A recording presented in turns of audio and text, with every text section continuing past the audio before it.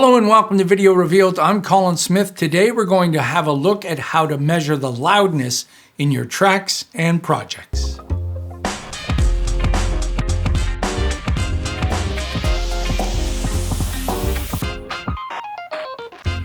If you're producing content for broadcast or podcasts or streaming, you probably have to hit certain loudness standards.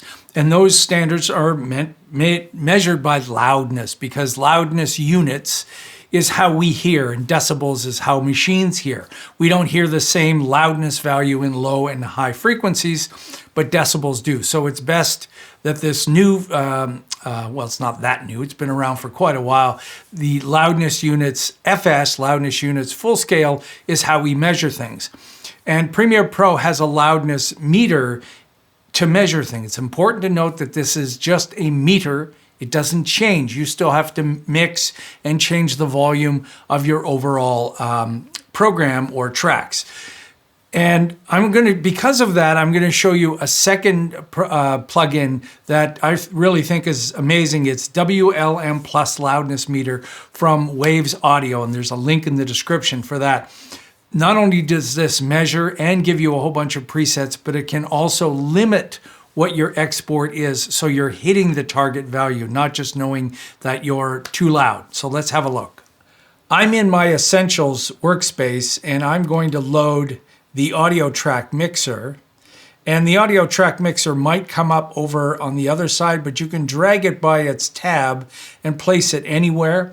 You can also go to the audio workspace, which shows the audio track mixer, but I just need a little bit of different space here, so I'm opening it over here on the right.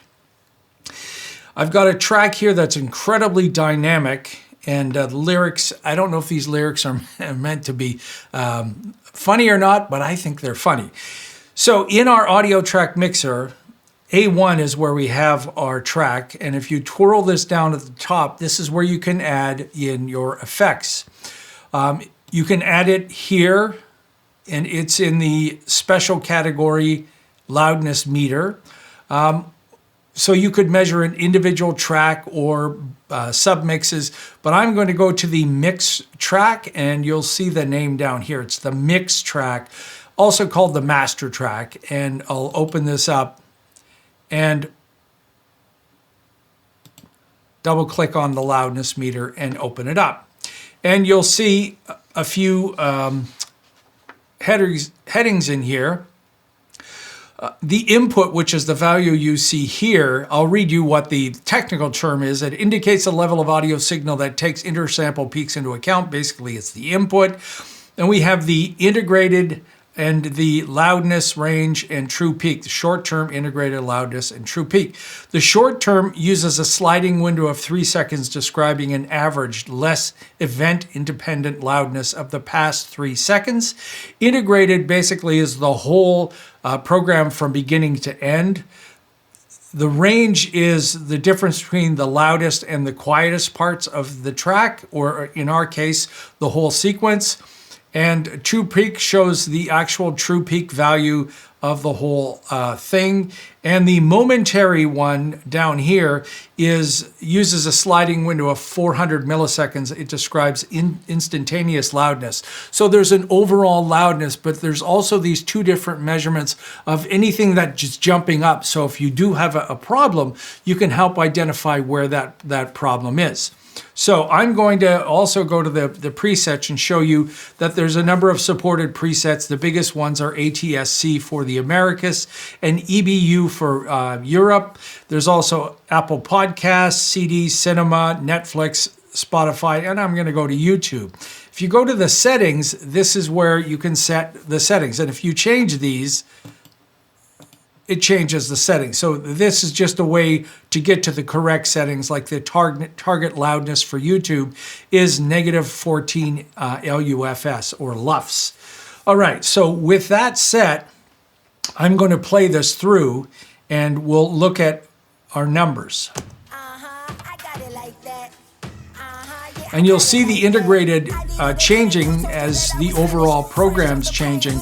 The short term here is also showing us the short term range. Our true peak is -0.9. And the range between the quietest and the loudest is 4.3 loudness units. You can see our level over here is pretty loud. All right, so integrated is negative 11.4, which is a little bit too loud. It doesn't meet our standard, and we would have to change the settings in here. We would have to add other effects on here to attenuate that. Maybe mix some of the tracks, change the clip loudness, the track loudness, overall mix loudness, something to get us below that level. And then we would just reset and measure it until we're done. But I think there's a better way to do this. Instead, I'll go to my Waves plugins, and you'll see that there are WLM mono and stereo and plus mono and stereo. So I'm going to go to the plus because that one has this button here, True Peak Limiter, that will actually reduce the gain on our output. So this identifies it and will reduce it and get us in that target range. This also has many more presets to choose from, including all the EBU and ATSC standards, a whole bunch of Discovery Channel, Sony, Netflix, Podcast, Apple Podcasts, YouTube, Amazon Music, SoundCloud, Spotify, over 14 LUFS for master, Spotify, Tidal, which I use, and Disney. So we're going to go to YouTube, and we're going to measure this. Now, the one thing I want to show you, which I think is really exceptional in the controls here, is down at the bottom. These three different methods here. EBU uses foreground audio as the loudness anchor. LM1 measures and averages loudness across the whole program. And this one, Dial, uses dialogue as the loudness anchor, measuring and averaging loudness only when dialogue is detected. So that one, really important. If it's dialogue heavy, it's only going to be measuring that dialogue. In our case, it's all a music track with vocals. So we're going to leave it on the YouTube default setting and go back to the beginning and hit play. And you'll see the trim control here is telling us the difference between what our target is and what we're actually hearing. And it gets a little bit louder near this next section, pops up a little bit. So we're out of that range completely. Even though this is on, we're not attenuating this. This is at 0. If I click the trim, it's now going to enter that value. I'm going to reset, go back to the beginning, and try this one more time.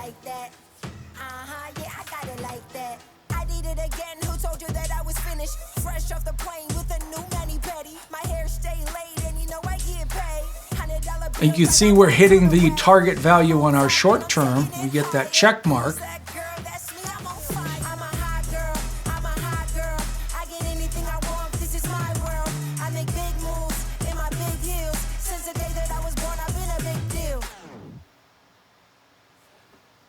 All right, and there's our check mark for -14, which we needed for YouTube, because this is True Peak Limiter is limiting that at the same time.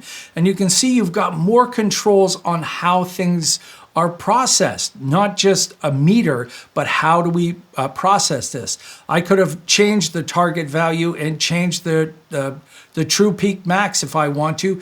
There's even a custom pre-filtering low pass and high pass filters. They're off by default, but you can turn those on. You can choose the momentary scale, whether it's loudness weighted, loudness units, or loudness units full scale.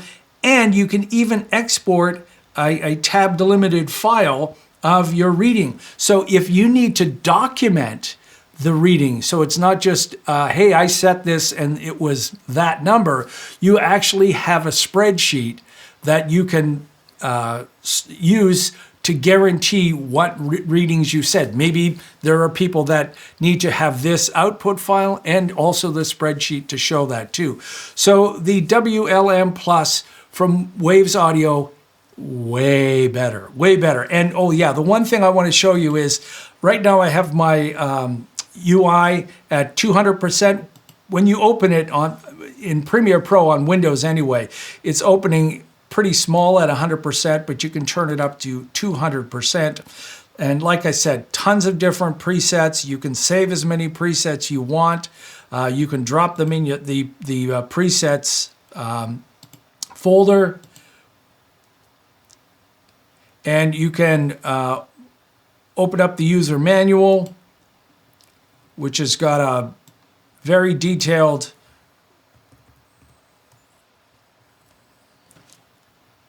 manual showing you, I mean, wow, tons and tons of stuff. Very useful. So it's not just, like I said, not just a meter.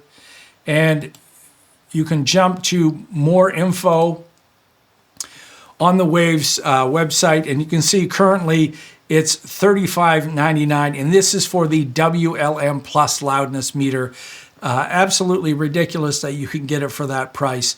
I highly suggest this.